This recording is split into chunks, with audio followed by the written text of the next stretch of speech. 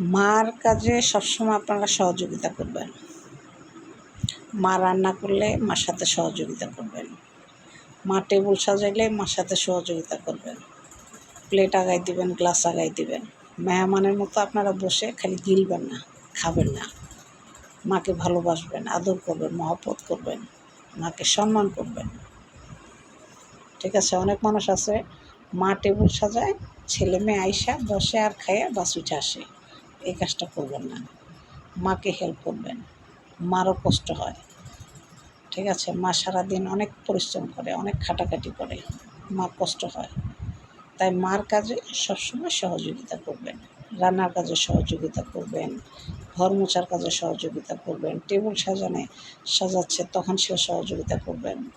খাওয়ার সময় glass, plate, খাবারের বাটি সব টেবিলে একটা একটা করে নিয়ে আসা মারে হেল্প করবেন। এটাকেই বলে মাকে ভালোবাসা। ঠিক আছে? মেহমানের মতো বইসা টেবিলে খালি খাইয়া উঠা চলে যাবেন না, আর সব কিছু মার উপরে চাপাই দিয়ে যাবেন না। এটা অনেক খারাপ একটা জিনিস। যে মাকে ভালোবাসে না সে পৃথিবীর কাউকে ভালোবাসে না।